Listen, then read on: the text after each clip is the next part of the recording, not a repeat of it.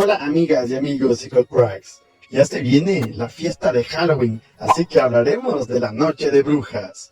Halloween es una fiesta de origen celta que se celebra principalmente en los Estados Unidos, Canadá, Irlanda y el Reino Unido en la noche del 31 de octubre.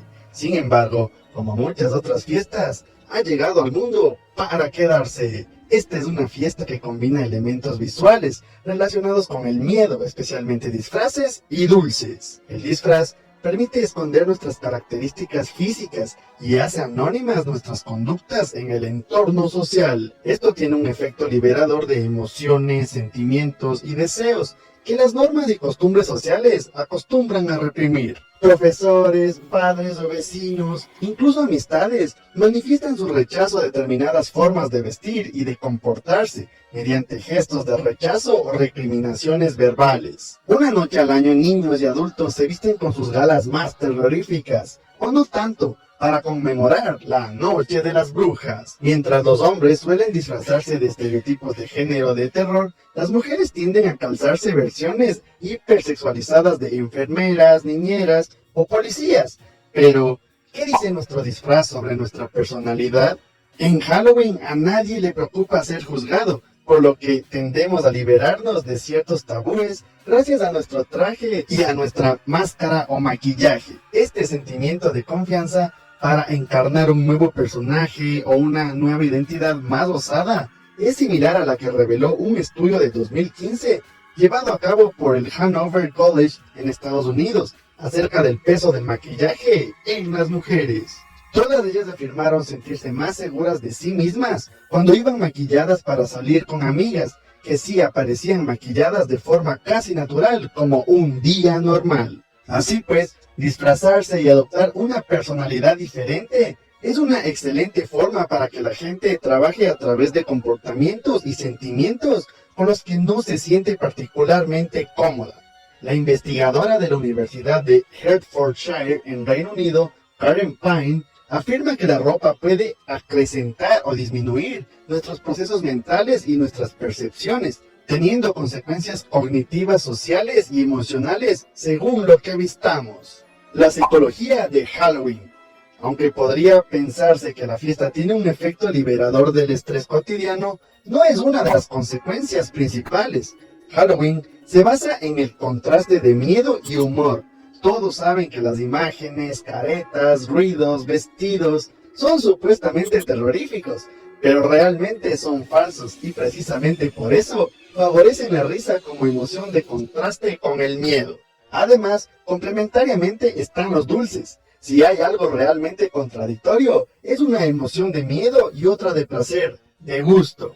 Toda esta puesta en escena puede suponer para casos leves de miedos y fobias que se produzca una experiencia que en psicología se conoce como contracondicionamiento. Esta técnica se utiliza de forma profesional para cambiar el signo de la reacción emocional que nos provocan ciertos estímulos y contextos. Pero, ¿por qué nos atrae tanto la fiesta de Halloween?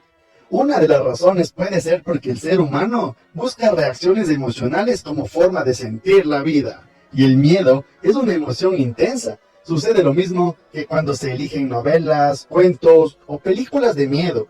Se sabe que no es real, pero se busca la sensación intensa, lo cual nos hace sentir la vida. No todo el mundo lo busca, ni todo el mundo disfruta con Halloween. Las personas que normalmente viven emociones saludables a lo largo del año no buscan esta emoción durante la fiesta. En su caso, es solamente una ocasión más para disfrutar con amistades y familiares. ¿Por qué nos disfrazamos? ¿Qué necesidades cubre disfrazarnos?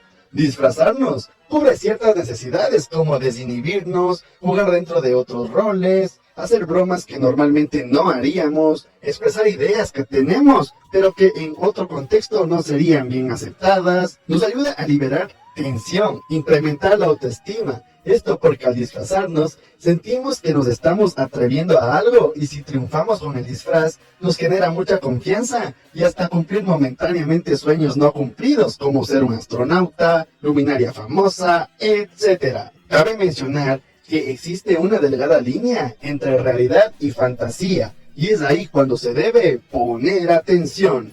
Una cosa es disfrazarse para cierta ocasión o bajo algún contexto, carnaval, fiesta temática, obra de teatro, etc.